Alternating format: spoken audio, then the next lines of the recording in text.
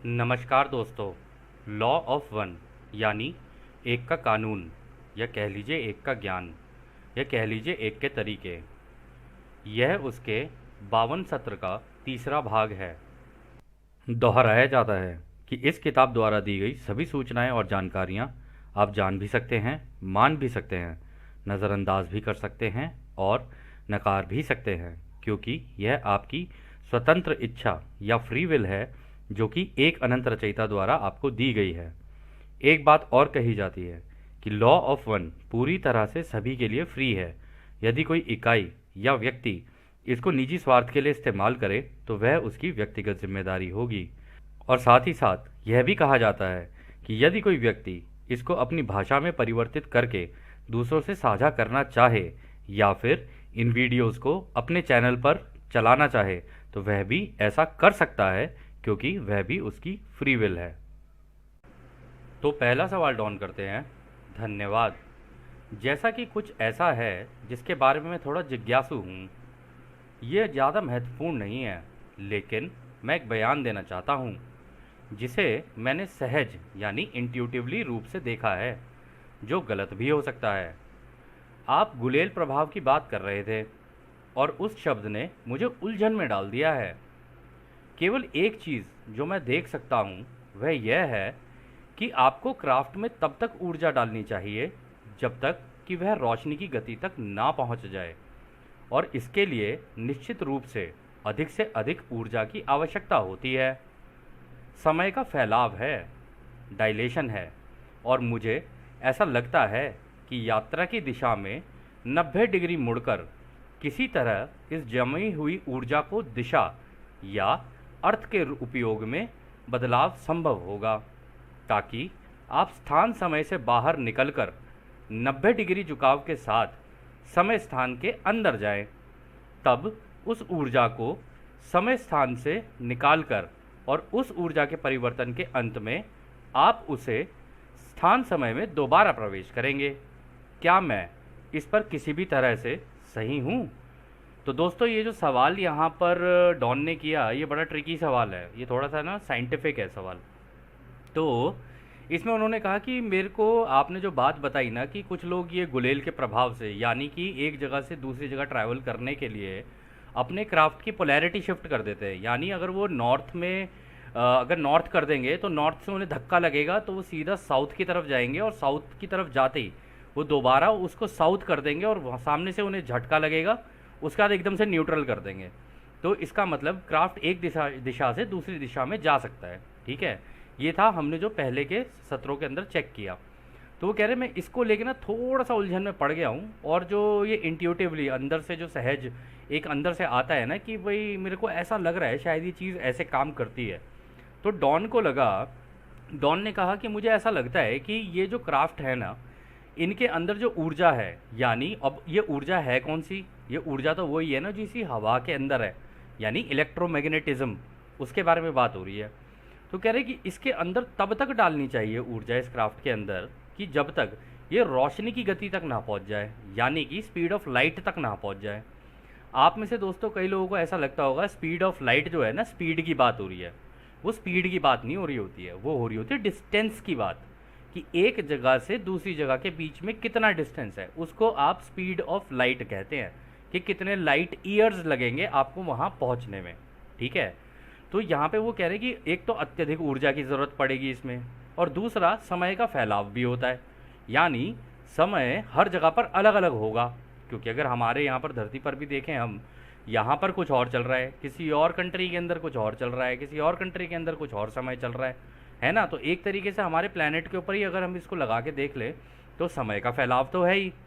तो उन्होंने कहा कि मुझे ऐसा लगता है कि इसको करने के लिए ना आपको 90 डिग्री मुड़कर उस तरीके से इस ऊर्जा का इस्तेमाल करना चाहिए कि आप समय स्थान से बाहर निकलकर 90 डिग्री झुकाव के साथ समय स्थान के अंदर चले जाएं, यानी कि आप इसी हवा के अंदर गायब हो जाएं।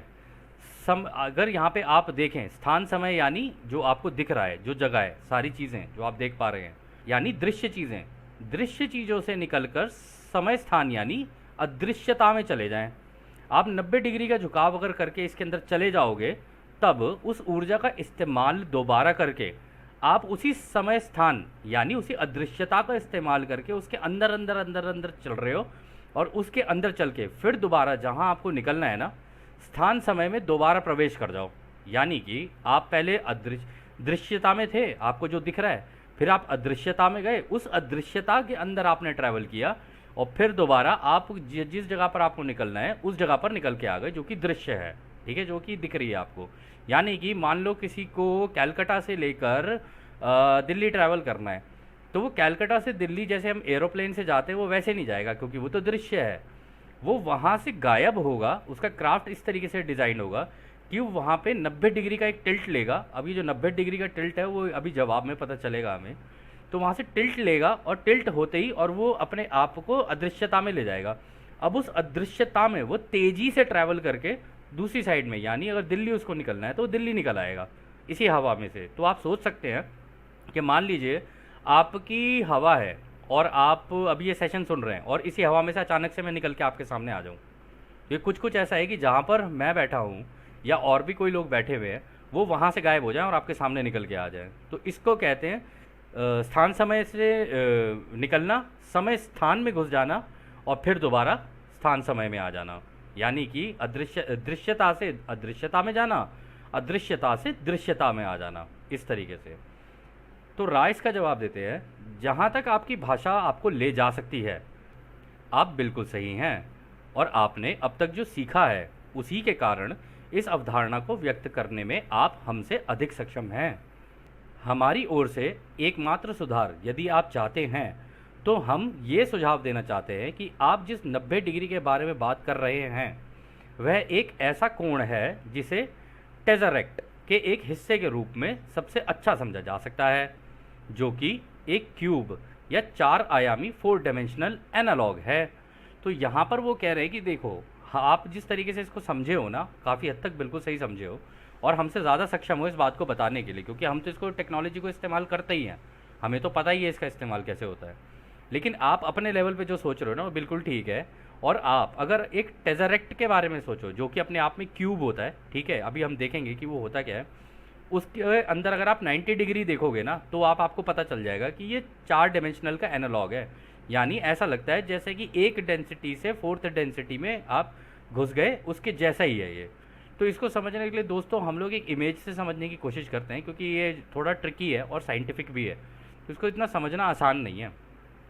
तो आपके सामने एक ये टेरासेक्ट दिख रहा होगा आपको, ठीक है। इसके अंदर आप देखिए कि मान लीजिए अंदर वाला ये जो है ना क्यूब, आप इसको ये मान लीजिए तीसरी घनत्वता है, और ये जो बाहर वाला क्यूब है ना, इसको आप समझ लीजिए ये है चौथी घनत्वता, या तीसरी घनत्वता के बाहर की कोई घनत्वता, ठीक है, जो कि अदृश्य है। बाहर वाला आप ये सोच के चलिए अदृश्य है, अंदर वाला आप सोच के चलिए दृश्य है। अब ये जो अंदर वाला है, अगर इसके इस कोण से, मतलब जहाँ पर ये अभी ये मेरा कर्सर है, यहाँ से अगर आपको इस कोण तक आना है, यानी ऐसे आना है आपको सीधा, तो आप कैसे जाओगे? आप अगर ऐसे जाओगे, आप यहाँ से लोगे एक स्टेप ऐसे, एक स्टेप ऐसे राइट, मतलब यहाँ से सीधे आए, फिर यहाँ से राइट हुए, फिर यहाँ से नीचे गए, तो 3 स्टेप हो गए। आप यहाँ से इधर गए, इधर से इधर गए, फिर इधर गए। तो ये सारा काम आप किस में कर रहे हो? आप दृश्यता में कर रहे हो, ठीक है ना। अब इसके अंदर क्या है, इसके अंदर चलने के लिए आपको ऐसा लगेगा कि ये तो यार दृश्यता में तो मेरे को 3 स्टेप लेने पड़ रहे हैं, लेकिन अदृश्यता में स्टेप ज़्यादा हो सकते हैं, लेकिन उसमें क्विकली निकला जा सकता है, और उसका कारण भी है जो कि अभी हम समझेंगे। तो अगर आपको इस जगह पर आना है, तो आप इसके लिए कैसे आएंगे? आपके पास बहुत सारे तरीके हैं। आप या तो चाहें इसके अंदर से निकल के आप यहाँ से राइट हों, ठीक है, या फिर यहीं से अदृश्यता में निकलें, फिर यहाँ से यहाँ निकलें, फिर यहाँ से यहाँ निकलें, फिर यहाँ से यहाँ निकलें, और फिर यहाँ से यहाँ निकलें। तो स्टेप कितने हो गए?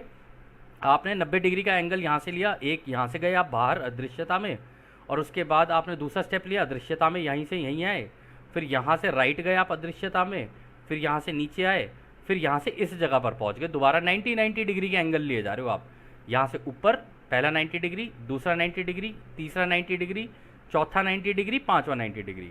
अब देखने में ये 5 स्टेप लग रहे हैं, लेकिन ये अदृश्यता में कर रहे हो आप सारा काम, और अदृश्यता में कंपनता होती है तेज़, यानी ऊर्जा का बहाव भी तेज़ होता है। तो वहाँ पे आपके पास एक्स्ट्रा ऊर्जा रहेगी, बहुत ज़्यादा क्वांटिटी में। तो इसका मतलब आप यहाँ से जब इसके अंदर निकल के, पहली बात तो आपको इतनी ऊर्जा होनी चाहिए आपके क्राफ्ट के अंदर कि आप यहाँ से पहली बात तो निकल के अदृश्यता में जाओ, और फिर इतनी पावरफुल ऊर्जा का इस्तेमाल करके आप यहाँ से झक झक झक झक झक झक करके एकदम से तेज़ी से यहाँ पे इधर आ जाओ। अब इसको समझने का केवल टेज़रेक्ट तो चलो उन्होंने एक तरीका बताया, इसको समझने का एक और तरीका होता है जिसे कहते हैं लीनियर स्पेस टाइम ड्रॉप। तो इसमें हम लोग इसको समझने के लिए ना हम लोग इस इमेज को देखते हैं यहाँ पर, ठीक है।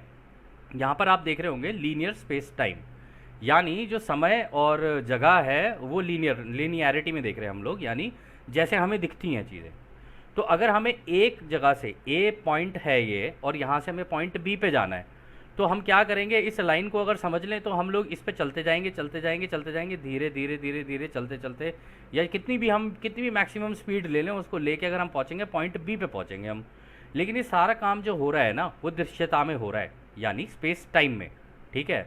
अब इसको करने का एक तरीका और है, अगर जैसे रा ने बताया या फिर हम लोग जो बाकी जितनी सभ्यताएं हैं एक्स्ट्रा टेरेस्ट्रियल वो करती हैं, जो हाई डेंसिटी की सिविलाइजेशन है वो करती हैं। वो क्या करते हैं, मान लो उन्हें ए पॉइंट से बी पॉइंट पे जाना है, तो अगर वो इस लाइन को देखें तो इस लाइन के अंदर अगर आप नोटिस करें तो बहुत सारे डॉट्स अगर आप लगाते जाएंगे ना तो एक लाइन बन जाती है। तो हमने क्या किया, इसी लाइन को डॉट की तरीके से कन्वर्ट कर दिया। तो अब ये जितने भी डॉट्स हैं ना ये आपको इन डॉट्स को सबको कनेक्ट कर दो तो बनेगी लाइन ही।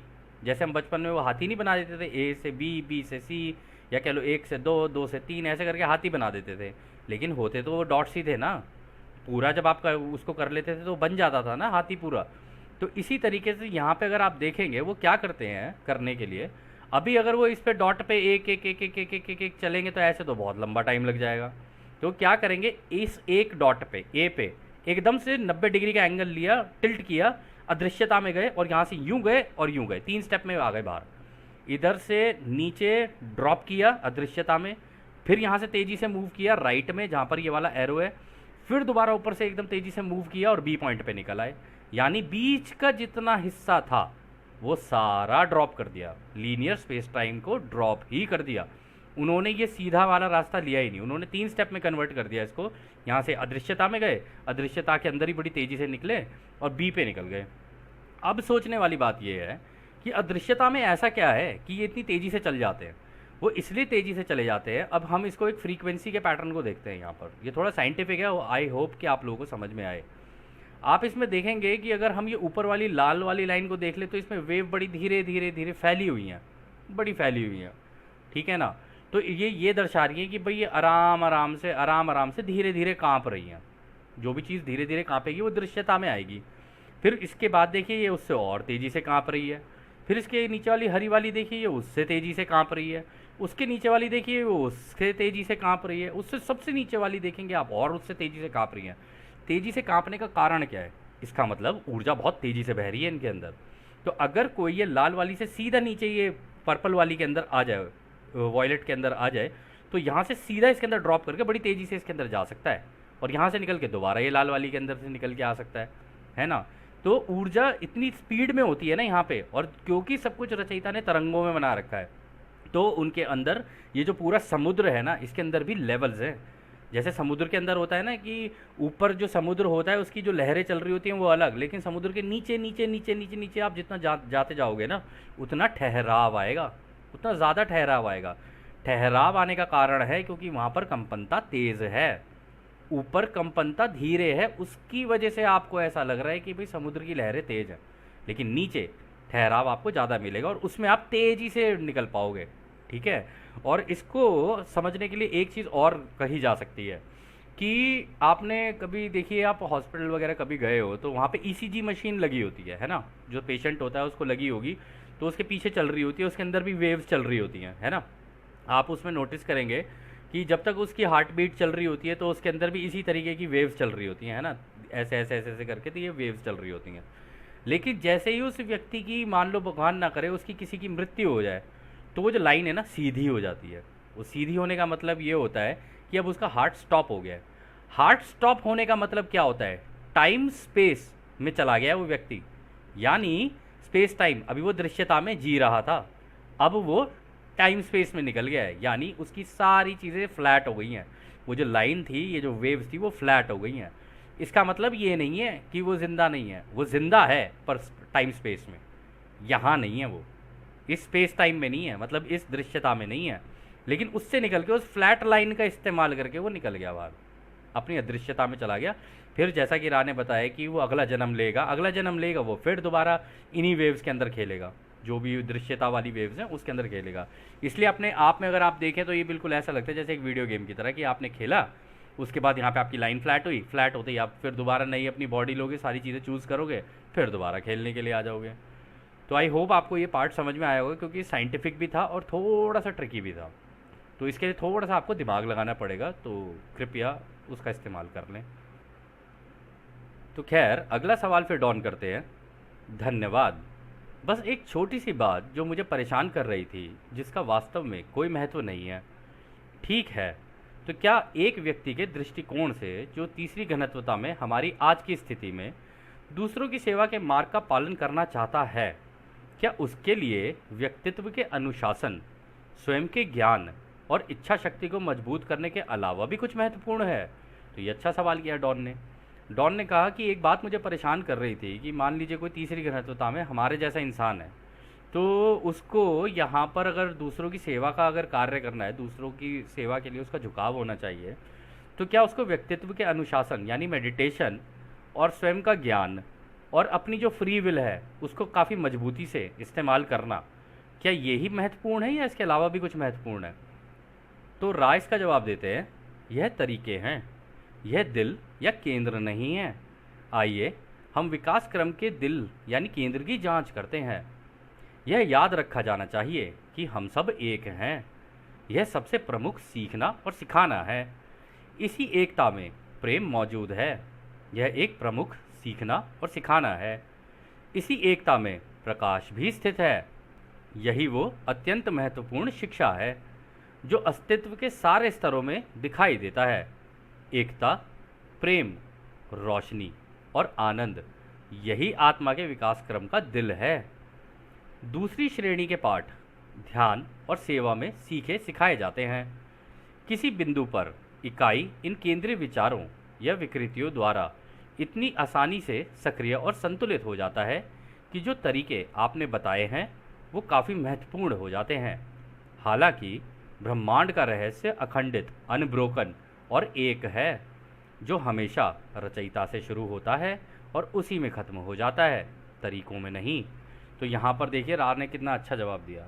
रा ने ये कहा कि सबसे पहली बात तो ये याद रख सकते हो, तो रख लो दोस्त, कि हम सब एक हैं, क्योंकि हम सब भी इन्हीं तरंगों में बने हुए हैं। जैसे दोस्तों आपको ये तरंगे दिख रही है ना यहाँ पे स्क्रीन पे, इन्हीं तरंगों के अंदर हम लोग बने हुए हैं और इन्हीं तरंगों से बने हुए हैं। एक एक कण के अंदर रोशनी की तरंगे हैं। तो देखा जाए तो हम घूमते फिरते होलोग्राम्स हैं जिनके अंदर रोशनी की तरंगे हैं। ठीक है, तो यहाँ पर उन्होंने बोला हम सब एक हैं। जो हायर डेंसिटी वाले हैं वो तेज़ी से काँप रहे हैं, ठीक है, वो हायर डेंसिटी के लेवल पे इन तरंगों में काँप रहे हैं। हम लोअर डेंसिटी के हैं तो धीरे धीरे वाली तरंगों में काँप रहे हैं। लेकिन इसके अंदर जितनी भी चीज़ें होंगी वो हमारे लिए दृश्य होंगी। ये जो तेज़ी से काँप रही हैं उनके लिए वो वाली सारी चीज़ें दृश्य होंगी। और रा ने, आपको याद होगा एक बार पहले भी बोला था, रा ने कहा था कि ये जो ऊपर की घनत्वता के होते हैं ना, उनके लिए उनसे नीचे की घनत्वता सारी दृश्य होती हैं, लेकिन उनके लिए उनसे ऊपर की घनत्वता दृश्य नहीं होती है। यानी कि अगर हम ये लाल वाली लाइन को ये मान लें कि हम तीसरी घनत्वता में हैं, या मान लें कि हम लोग ये ग्रीन वाली को ले लेते हैं, ग्रीन वाली को देखें हम तीसरी घनत्वता में, इतनी धीरे धीरे हमारी जो अंदर की तरंगें हैं वो ऐसे काँप रही हैं। ठीक है, तो हमें अपने नीचे की तो दिख सकती है, जैसे जानवर, पेड़ पौधे, ठीक है, झरने, ये सारी चीज़ें, पानी, ये सारी चीज़ें हमें दिख रही है। लेकिन ये पानी वगैरह तो फिर भी हाई डेंसिटी है, क्योंकि वो इसलिए हाई डेंसिटी है क्योंकि वो ज़्यादा पतली है। जो चीज़ ज़्यादा हार्ड होती जाएगी ना वो उतनी लोअर काँपेगी, ठीक है, उतनी धीरे धीरे काँपेगी। उन्होंने फिर ये कहा कि भाई ऊपर वाली घनत्वता वाले हैं उनको नीचे दिख जाता है। तो इसमें अगर आप देखेंगे तो ये ऊपर घनत्वता जो है वो बड़ी तेज़ी से काँप रही है, तो उनको हम तो दिख सकते हैं लेकिन हमें वो नहीं दिखेंगे। ये ऐसे ही होता है। और जैसे ही कोई तीसरी चौथी घनत्वता में पहुंच जाएगा तो उन्हें बाकी सारे तीसरी घनत्वता के सारे ग्रह दिखेंगे, उन्हें पांचवी और छठी घनत्वता नहीं दिखेगी। लेकिन कांटेक्ट वो कर सकते हैं उनको, क्योंकि ब्रेन की वेव्स की जो फ्रीक्वेंसी है वो तो इन्हीं तरंगों के अंदर चलेंगी ना। तो अगर आप मेडिटेशन में बैठोगे तो मेडिटेशन में बैठने के बाद जो ब्रेन की फ्रीक्वेंसीज हो जाती हैं वो अगर इनसे मैच हो गई तो इनके पास वो पहुँच जाती है। और मेडिटेशन में बोला जाता है कि जो हमारा ब्रेन है ना, उसकी फ्रीक्वेंसी इतनी हार्ड, इतनी मतलब फास्ट हो जाती है कि वो इतनी तेज़ी से कांपती है, जैसे ये आप ये नीचे वाली देख रहे हैं ना, बड़ी तेज़ी से कांपना शुरू करती है। इसलिए कई लोग कहते हैं कि जो लोग समाधि में चले जाते हैं, जिन जो लोग कहते हैं समाधि में मर गए, उनकी फ्लैट लाइन हो जाती है, क्योंकि वो फ्लैट लाइन जो है वो एकदम अल्टीमेट वाला लेवल हो जाता है, बिल्कुल अंदर जाके आप बिल्कुल लोगोस के अंदर घुस जाते हो। इसलिए ऐसा हो जाता है उनके साथ, और उन्हें सारी चीज़ें दृश्यता दिखने लग जाती है, क्योंकि उन्हें ये नीचे की जितनी घनत्वता है ना, सारी दिखने लग जाती हैं, और सब चीज़ें एक जगह से दिखती हैं, बिल्कुल ऐसे जैसे एक टीवी पे पूरा ब्रह्मांड दिख रहा हो, बिल्कुल ऐसे ही हो जाता है उनके साथ। तो खैर, यहाँ पे जो राह ने कहा, एक तो सबसे इम्पॉर्टेंट चीज़ है कि ये जान लो कि हम सब एक हैं। दूसरा सबसे इम्पॉर्टेंट चीज़ है सीखना और सिखाना, कि जो तुमने सीखा है वो दूसरों को सिखाना है, और इसी एकता में प्रेम मौजूद है, इसको भी जान लो। और ये जो सीखना और सिखाना है ना, इसी में ही सारा रचयिता का प्रकाश स्थित है, कि जो तुम सीख रहे हो वही दूसरों को बताए जा रहे हो, तो तुम्हारे अनुभव चल रहे हैं इसके अंदर। और इसमें भी उन्होंने कहा जो सबसे महत्वपूर्ण शिक्षा इसमें है ना, वो अलग अलग स्तरों में दिखाई देती है। अगर तुम देखोगे, एकता अगर तुम्हें समझ में आ गई रचयिता की, उसका प्रेम तुम्हें समझ में आ गया, उसकी रोशनी यानी ये तरंगे समझ में आ गई, और उसका आनंद तुम्हें समझ में आ गया ना, तो जो तुम्हारा विकास क्रम है ना, वो ही इस चीज़ का दिल है, और वो ही तुम्हें तेज़ी से आगे अग्रसर कराता रहेगा, तुम बिल्कुल आगे निकलते रहोगे। फिर इसमें उन्होंने आगे ये कहा कि एक दूसरी श्रेणी का पाठ, यानी कि ध्यान में सेवा में सीख सिखाया जाता है। यानी जब आप ध्यान करते हो ना, तो आपका संतुलन बनना शुरू होता है, और आप उसमें सीखते भी हो, आपको टेलीपैथिक मैसेजेस भी आते हैं, आपको विजन्स भी आते हैं, आपको बहुत सारी चीज़ें आती हैं। तो उनके अंदर जो आप सीखते सिखाते हो और सीखते हो ना, वो आप फिर दूसरों को सिखाते हो। और इसी वजह से वो कह रहे हैं कि ये सारी जितनी भी चीज़ें हो रही होती है ना, ये एक एक्टिवेशन की तरफ आपको लेके जा रही होती है, और आपको संतुलित कर रही होती हैं, क्योंकि जो आप सीख रहे हो अब आप दूसरों को बता रहे हो, सीख रहे हो दूसरों को बता रहे हो, तो आप भी एक रिसीवर की तरह काम करने लग जाते हो और ट्रांसमिट कर देते हो आगे, और वहाँ से आप रिसीव कर रहे होते हो रचयिता की सोच से। ये जितनी इन्फॉर्मेशन आपके पास भी आ रही होती है, हायर डेंसिटी के भी जितने भी बींग्स हैं, वो जो हम लोगों को भेज रहे होते हैं इन्फॉर्मेशन, वो रचयिता की ही सोच से निकाल कर दे रहे होते हैं। तो वहाँ से निकालते हैं इन्फॉर्मेशन, हमारे दिमाग में आई, फिर हमारे दिमाग के अंदर विजन्स वगैरह जो भी आए, फिर हमने दूसरों को बता दिए। बस यही है सीखना सिखाना। अब हो सकता है सामने वाला उस बात को समझ पाए या ना समझ पाए, परंतु इससे आपका संतुलन धीरे धीरे बनता चला जाएगा।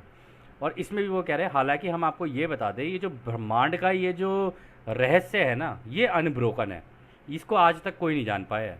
कोई भी नहीं जान पाया कि रचयिता की ये जो तरंगे इतनी सारी बह रही हैं, अगर हम इस इमेज को भी देखें कि यही रचयिता है, रचयिता ने अपने आप को तरंगों में कन्वर्ट कर लिया, भगवान ने अपने आप को तरंगों में कन्वर्ट कर लिया, इसलिए ना उसका कोई रूप है ना आकार है। तो सारे के सारे परेशान है कि भाई भगवान है कौन, भगवान है कौन। अब रूप आप कोई सा भी दे दो, अगर कोई हाई डेंसिटी का हमारे पास आ जाए तो हम तो उसे अवतरित कहेंगे कि वो अवतार आया है।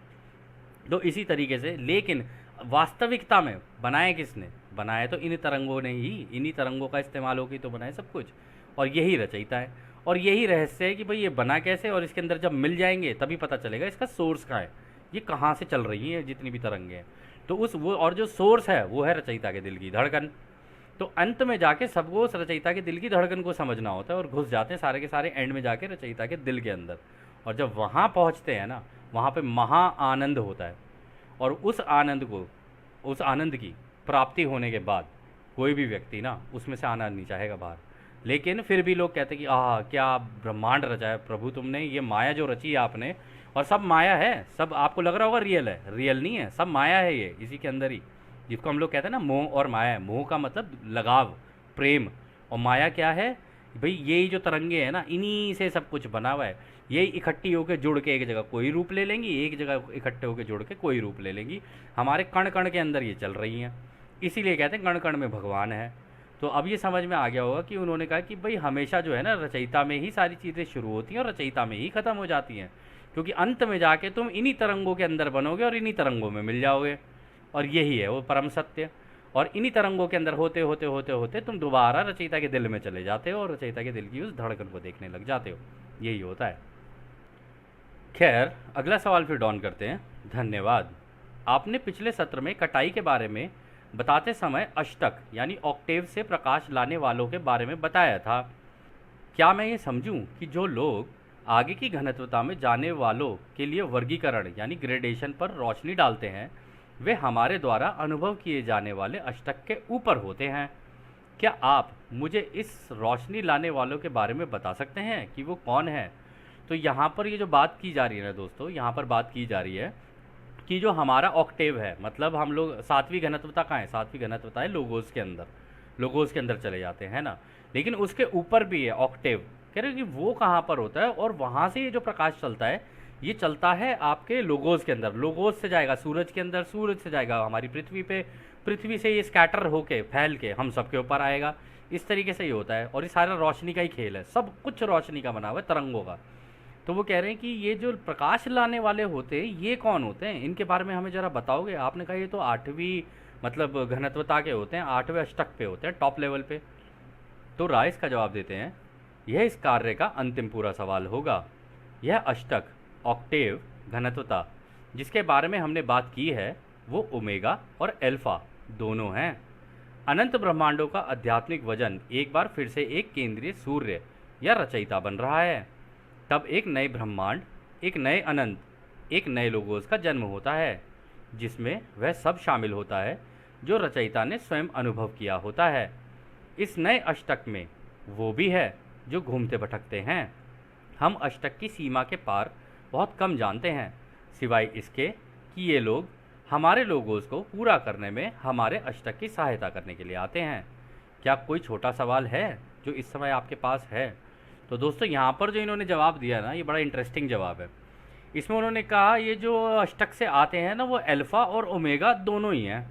आपको याद होगा हमने कॉस्मिक एग डिस्कस किया था एक सेशन के अंदर, जहाँ पर ब्लैक होल होता है, वाइट होल होता है, दोनों आपस में जुड़े होते हैं, और ये अंत में जाके जितने भी ग्रह, जितनी भी गैलेक्सीज हैं, या कह लो आकाशगंगाएं, इवन लोगोस भी हैं, ये सारा का सारा जाके उसके अंदर ब्लैक होल के अंदर घुस जाता है, और ये बिल्कुल रोशनी की तरह, तरंगों की तरह खींचते हुए जाता है ये पूरा का पूरा। जैसे मान लो रबर बैंड खींचते हैं ना, बिल्कुल इस तरीके से पूरी रोशनी खींचते खींचते खींचते खींचते खींचते उसके अंदर जाएगी। तो वो ये कह रहे हैं कि वो तो अल्फ़ा और ओमेगा दोनों हैं, कह रहे वो वहाँ से निकल कर आते हैं। और वहाँ पर होता क्या है, वो कहते हैं कि वहाँ पर क्योंकि जितने भी ग्रह हैं, जितने भी और वो होंगी क्या कहते हैं आपकी आकाशगंगाएं, वो सारी घुल मिल जाती हैं। तो वहाँ पर ये सारे के सारे जब घुल मिल जाते हैं ना, तो ब्लैक होल के अंदर से घुस के पीछे से वाइट होल के अंदर से निकलते हैं। तो वो कह रहे यही वो आध्यात्मिक वजन होता है, यानी कि पूरी रोशनी एक जगह पर इकट्ठी हो गई है, और उस रोशनी से नए नए वो बन रहे होते हैं, दोबारा पीछे से नए नए लोगोस बन रहे होते हैं। तो वो जो लोगोस बन रहे होते हैं ना, उनके पास इतना ज़्यादा ज्ञान और इतनी ज़्यादा नॉलेज होती है ना, क्योंकि अब तो वो जितनी भी आकाश गंगाएं हैं, वो जितनी उसके अंदर घुल मिल गई हैं, जितनी सारी घुल मिल रही हैं, उनका भी अनुभव उन्होंने ले लिया अंदर ही बैठे बैठे, और सारा अनुभव एक जगह घुल मिल गया। तो उनका ज्ञान, उनकी जो नॉलेज होती है ना, वो उनसे ज़्यादा होती है जो ऑलरेडी अभी उस ब्लैक होल के अंदर घुसे नहीं हैं।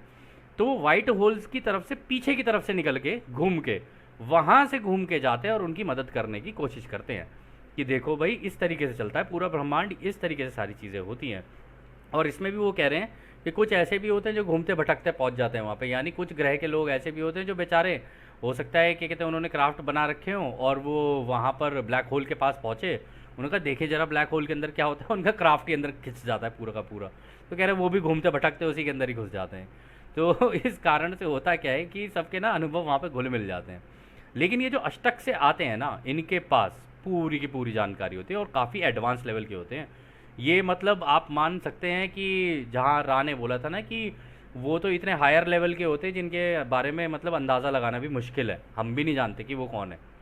तो यहाँ पर भी रा ने ये बोला कि हमें भी नहीं पता है कि उनके बारे में, क्योंकि रा अभी उस ब्लैक होल के अंदर घुसे नहीं है ना। वो कह रहे कि जब हम भी उस ब्लैक होल के अंदर घुस जाएंगे और पीछे की तरफ से घूम कर आएंगे ना, तब हमें भी इतना ज्ञान हो जाएगा, हमें भी सारी चीज़ें हो जाएंगी। खैर, फिर अगला सवाल डॉन करते हैं। केवल वही है जो हम कार्ला को अधिक आरामदायक बनाने या संपर्क में सुधार करने के लिए कर सकते हैं। तो रा कहते हैं कार्ला के फेफड़ों के क्षेत्र में कुछ विकृति है जो उसके शरीर की सही पोजीशन के कारण ठीक है। सब ठीक है, हम आपको, हमारे दोस्तों को एक अनंत रचयिता के प्रेम और रोशनी में छोड़ रहे हैं, इसलिए एक अनंत रचयिता की शक्ति और शांति में आनंदित होते हुए आगे बढ़ें। आडने। तो दोस्तों यह सत्र भी अब यहीं समाप्त होता है, और ये जो 52वां सत्र है काफ़ी टेक्निकल नॉलेज से भरा हुआ था। तो अब हम आपको उस एक अनंत रचयिता की शक्ति, उनके प्रेम और उनकी रोशनी में छोड़कर चलते हैं। आदने हमारे दोस्तों, आदने वासु। धन्यवाद।